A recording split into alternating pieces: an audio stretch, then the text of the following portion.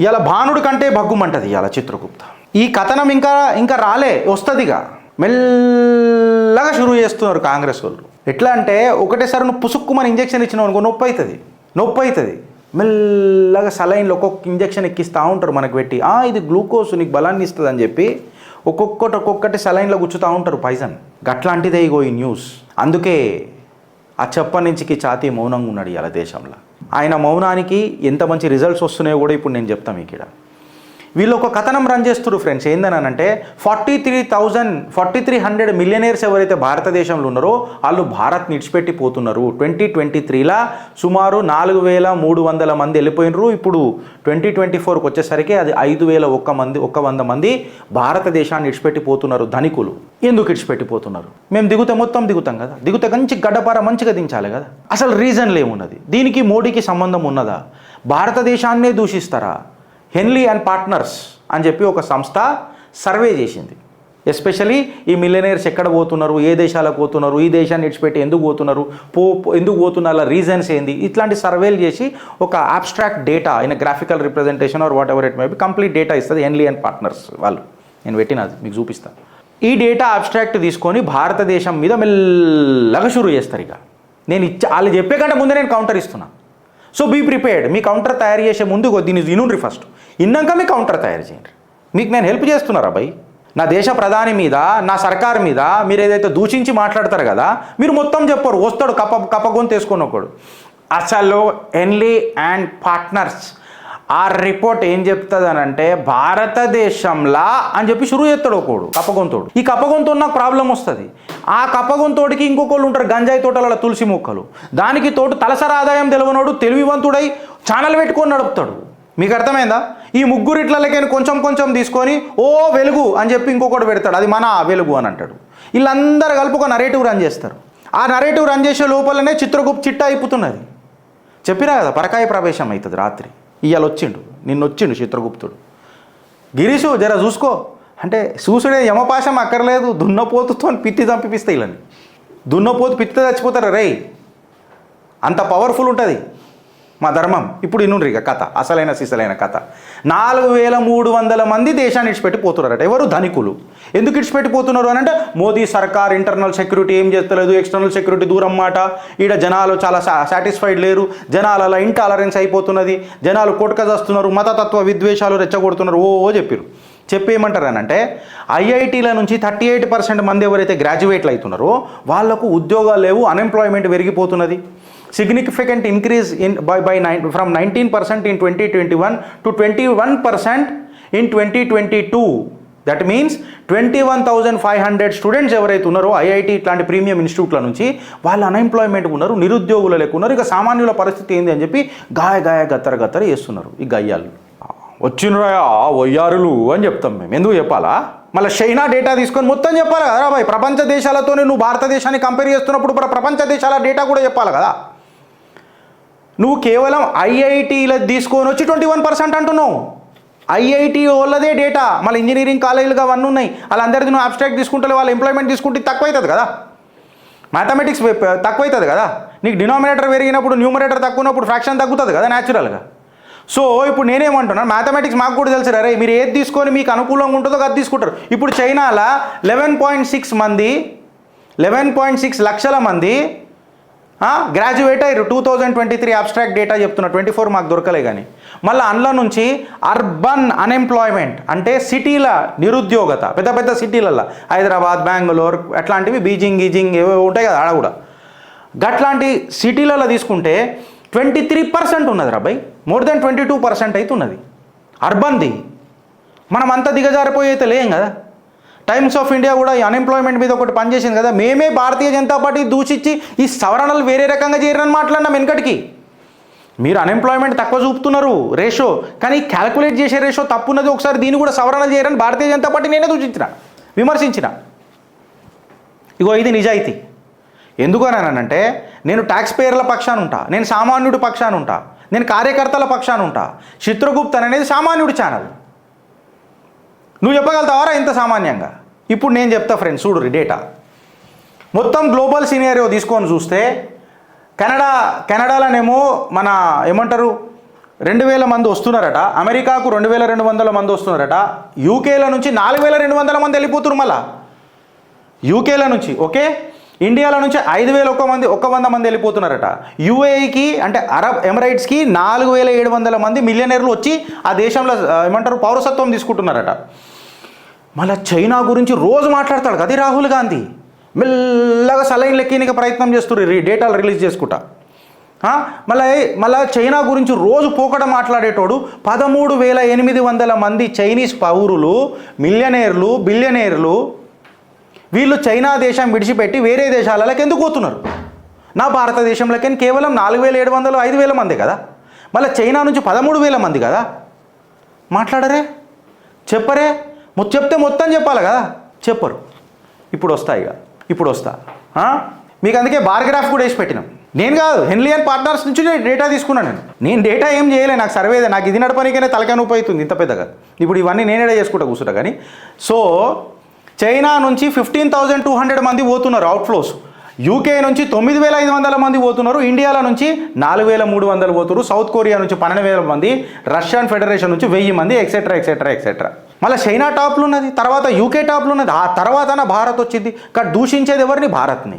విమర్శించేది ఎవరిని? భారత్ని. ఎందుకు?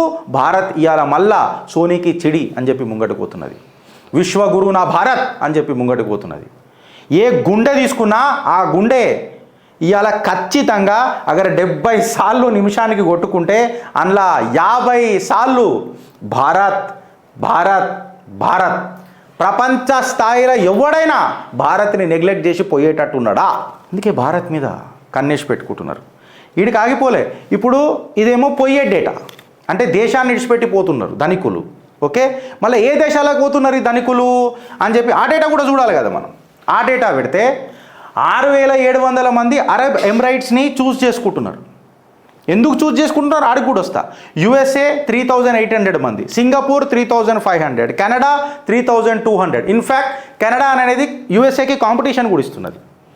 ఆస్ట్రేలియాకి 2,500. Most of the Indians are preferring Australia and Canada. Italy 2,200 ఆ కుటుంబం వల్ల. మళ్ళీ స్విట్జర్లాండ్ 1,500 మంది. సో ఈ దేశాలకు జనాలు పోతున్నారు. Japan 400, Portugal 400, 800. ఓకే, ఇది అయిపోయిన తర్వాత గ్లోబల్ వెల్త్ మైగ్రేషన్ ఎంత నడుస్తుంది అని చూస్తే, ఎంతమంది జనాలు మిలియనీర్లు నంబర్స్లలో అబ్సల్యూట్ నంబర్స్లలో పోతున్నారు అని చూస్తే, ఇదంతా ఇక ఇది నాకు అక్కర్లేదు. కోవిడ్ టైంలలో కూడా యాక్చువల్గా చెప్పాలంటే కోవిడ్ టైంలో శురువైంది ఇది పోవుడు, బెటర్ హెల్త్ ఫెసిలిటీల కోసం అదంతా.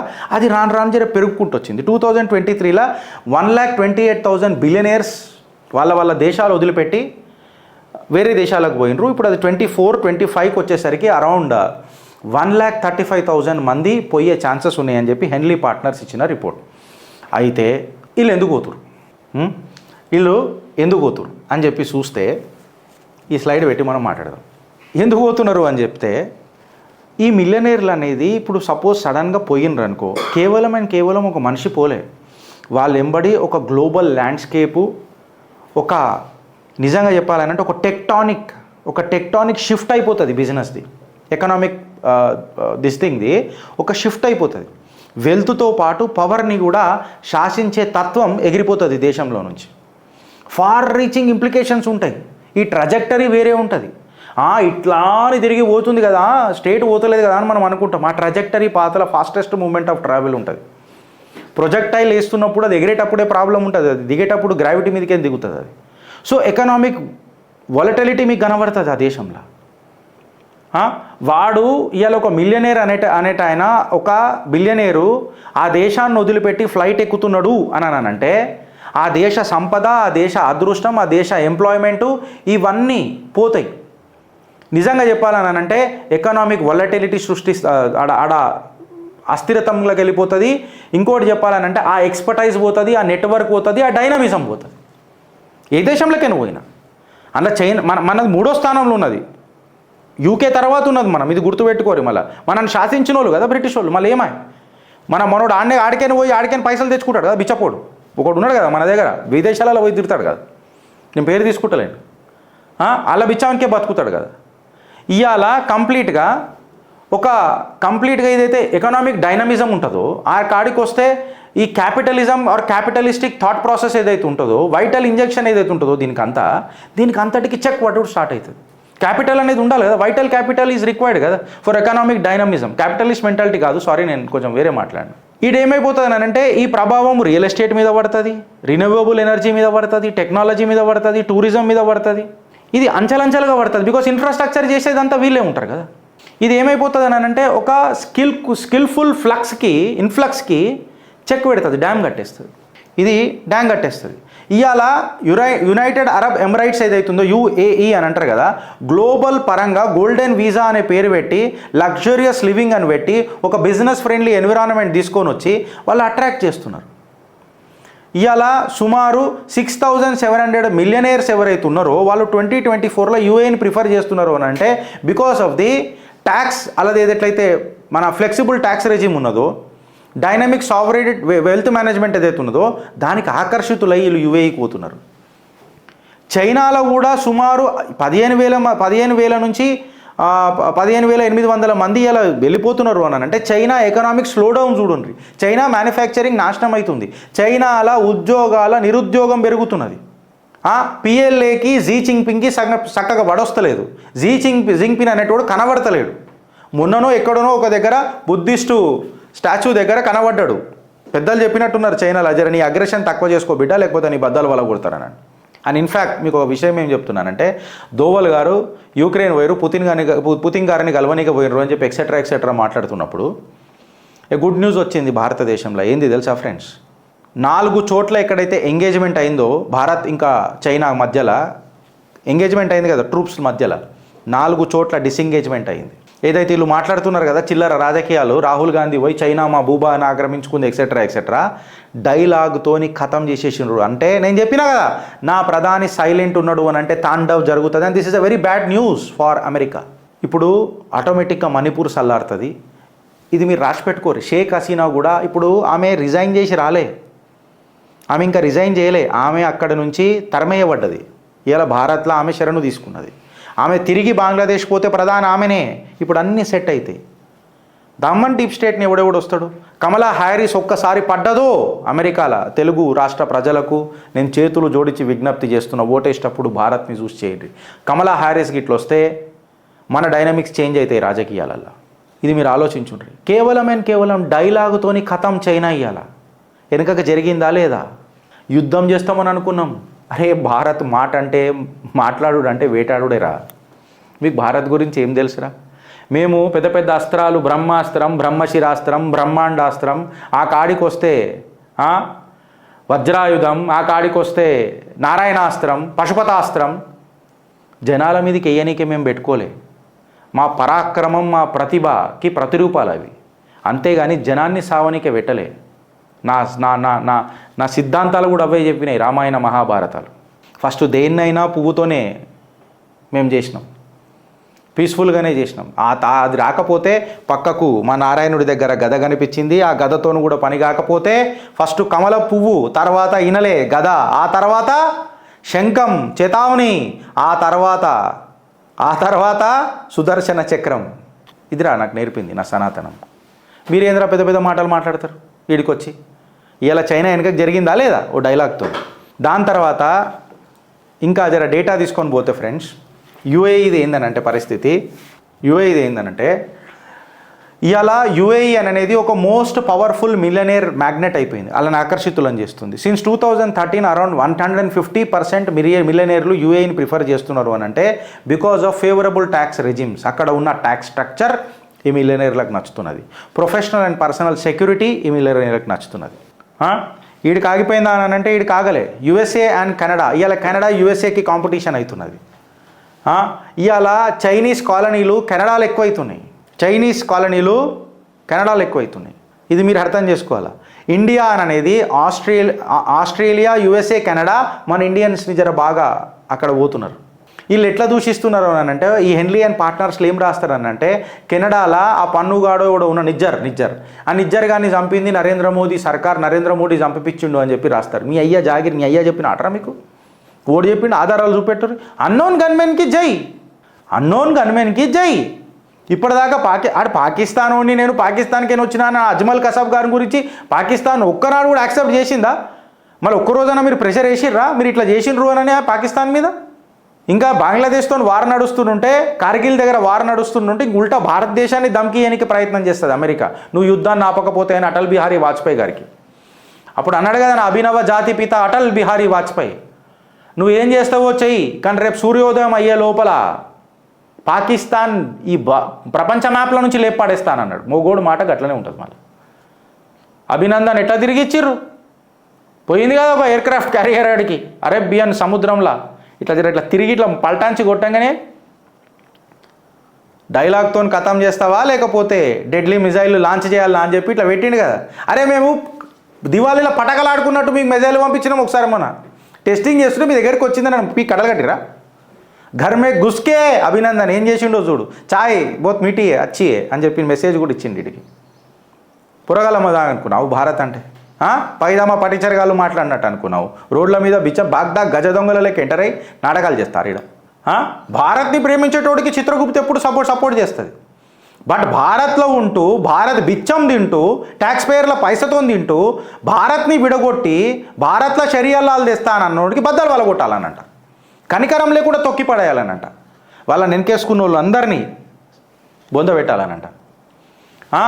ఈ లాస్ట్ స్లైడ్ చూసిర్రు అనుకో ఫ్రెండ్స్, మీకే తెలుస్తుంది. ఇవాళ ఈ టేబుల్ ఏం చేస్తుంది అంటే టాప్ 15 కంట్రీస్ ఫర్ మిలియనైర్స్ ఎవరైతే ఉన్నారో, అంటే 2013 ఎండింగ్ నుంచి 2024 మధ్యలో ఎంత పర్సంటేజ్ ఆఫ్ మిలియనైర్లని భారత్ తయారు చేసింది, ఎంత పర్సంటేజ్ ఉన్నారు దేశంలో టోటల్ పాపులేషన్తో కంపేర్ చేసి చూస్తే అని చెప్పి మాట్లాడితే చైనా 92% ఉన్నది, ఇండియా 85% ఉన్నది. చైనా తర్వాత నంబర్ ఆఫ్ మిలియనైర్స్ ఎవరైతే తయారు చేస్తున్న దేశం ఉన్నది అని అంటే 85% ఉంటుంది. ఈ అడ్డమైన రాహుల్ గాంధీ అమెరికాలో పోయి ప్రాస్పరిటీ లేదంటాడు నా దేశంలో, గరీబ్ పీడిత్ వంచిత అయిపోతున్నారు అని చెప్తాడు, కులగాన జాతిగాన అని చెప్పి మనల్ని విడదీస్తాడు. మళ్ళీ నేను చేసిన డేటా కాదు కదరా బాయ్, ఇది నేను చేసిన డేటా కాదు కదా. నరేంద్ర మోదీ నిజ్జర్ని చంపిండు అని చెప్పి రాసిండు, ఏం ఆధారాలు ఉన్నాయనంటే అది రాయడాడు.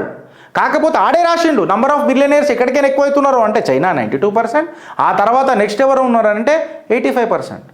ఇప్పుడు భారతదేశంలో అభివృద్ధి జరుగుతలేదా? Infrastructure develop అవుతలేదా? అరే చంద్రయాన్ మీదకి పోయి శివశక్తి పాయింట్ పెట్టినాం కదా మనం, ఓడన కలగనడా సౌత్ పోల్ ఓనికే, ఇలా మంగళానికి కూడా ఓనికే రెడీ అవుతున్నాం కదా. ఆదిత్య ప్రాజెక్టు కూడా మనమే చేసినాం కదా. ఇలా మన తేజస్ ఎయిర్ క్రాఫ్ట్ సూపర్గా పోతుంది కదా. అగ్ని, బ్రహ్మోస్, పృథ్వీ మిజైల్స్కి ప్రపంచ స్థాయిలో డిమాండ్ ఉంది కదా. ఇన్ని ఐఐఎంలు చేసుకున్నాం కదా, ఇన్ని ఐఐటీలు కట్టుకున్నాం కదా, కోస్టల్ కారిడార్లు కట్టుకున్నాం కదా, రామప్రాణ ప్రతిష్ట కూడా చేసుకున్నాం కదా. గిరీషీలు అసలు బయటికి ఎందుకు పోతున్నారు అని చెప్పి మాట్లాడితే, ఇగో ఈ అడ్డమైన సిగ్గుదప్పినోళ్ళు ఉన్నారు కదా కాంగ్రెస్ వాళ్ళు, పొద్దుగాల లేస్తే ఒకటే మాట మాట్లాడతారు, కులగాన జాతిగాన, మైనారిటీ అపీజ్మెంట్, ఆ అపీజ్మెంట్, ఈ అపీజ్మెంట్, ఇదే నడుస్తుంది. ఏం లేకపోతే నేను 85% రిజర్వేషన్ చేస్తా, నేను 50% రిజర్వేషన్ చేస్తా. సుప్రీంకోర్టు తీర్పుల కంటే ఎందుకు ఎక్కువ కూడా అది కాని పని కదా. నేను ఎవడైతే కొరడిపోతుంటాడో ఆయన దగ్గరికి పైసలు తీసుకొని ఈయనకి వంచుతానంటే మిలియనర్ అనేటోడు ఏడుంటాడు, బిలియనర్ అనేటోడు ఏడుంటాడు. ఈ రిపోర్ట్ చూపించి కాంగ్రెస్ మనం దూషించడానికే చేస్తుంది. బట్ రీజన్స్ ఎవరు చేస్తున్నాడు ఇలా? నేను ధనికుల దగ్గరికైనా పైసలు గుంజుకొని గరీబులకు వంచుతానంటే ఎట్లా వంచుతావు? వాడు కష్టపడ్డదంతా ఇలా పాలు చేస్తావా? నీ రాజకీయాలలో మనువడ. ఇలా సేఫ్టీ అండ్ సెక్యూరిటీ ఉందా అని ప్రశ్నిస్తున్నారు. ఇవాళ banking and wealth management systems ఎట్లున్నాయని చెప్పి ప్రశ్నిస్తున్నారు. ఇవాళ స్కూలింగ్ అండ్ ఎడ్యుకేషనల్ ఆపర్చునిటీస్ ఎట్లున్నాయని అంటున్నారు. పోస్ట్ రిటైర్మెంట్ పాలసీలు ఎట్లున్నాయి ఆ దేశంలో? రిటైర్మెంట్ అయిన వాళ్ళ పరిస్థితి అయితే దీనంగా అయిపోయింది కదా భారతదేశంలో. మళ్ళీ కాంగ్రెస్ 60 సంవత్సరాల పరిపాలనలో ఏం కట్టలు కట్టింది? ఏడేడ మూడేసుకొని గిటార్ కొట్టింది. హెల్త్ కేర్ సిస్టమ్స్ మీద మాట్లాడదాం, హై స్టాండర్డ్స్ ఆఫ్ లివింగ్ మీద మాట్లాడదాం. కాంగ్రెస్ దీనికి సపోర్ట్ చేస్తుందా? ప్రతిపక్షాలు దీనికి సపోర్ట్ చేస్తాయా? వాళ్ళు కులేం చెప్తున్నారు, మేము మిమ్మల్ని దోసుక తింటామని. కటాకట్ కాంగ్రెస్ మోడల్కి మీరు సమర్థిస్తారా? అడుగుతుంది చిత్రగుప్త, అడుగుతుంది దేశం. ఈ కంటెంట్ గిట్లా మీకు నచ్చినట్టయితే ఫ్రెండ్స్, ఇది రేపో మాపో దుమ్ము లేపుతారు. అందుకే మీకు నేను మొత్తం అప్రమత్తంగా ఉండడానికే, మీరు మీ అప్రహెన్షన్స్ని క్లియర్ చేయడానికే కంప్లీట్ డీటెయిల్స్ డేటా పెట్టిన. ఇది గిట్లా మీకు నచ్చినట్టయితే, మీకు నచ్చుతుందని చెప్పి నేను భావిస్తున్నా. ఇలా నేను క్వశ్చన్ కూడా ఇస్తలేను. దయచేసి ఇది ఎంతమందికి స్ప్రెడ్ చేస్తారో చేయండి. మీకు నేను పాదాభివందనం చేస్తాను. చాలా కష్టపడి ఇట్లాంటి కంటెంట్ తీసుకొని వస్తాం. చదవనీకనే రాత్రులు అయితే ఒక్కొక్కసారి నిద్రలు కూడా చక్కగా ఉంటలేవు. సో నేను సింపతి కోసం అని అంటలేను. Misplaced sympathy is not sympathy. I truly believe that. But I'm just requesting, మిమ్మల్ని నేను అర్జీ పెట్టుకుంటున్నా. ఇట్లాంటి డేటా మీ గుండెలకు పోవాలా, ప్రతి మనిషి మెదడులకు ఎక్కాలా, ప్రతి భారత్ని ప్రేమించే భారతీయుడు మనసులో ఇది ఉండాలి. ఆలోచిస్తారా లేక అనుభవిస్తారా? భారత్ మాతాకి జై.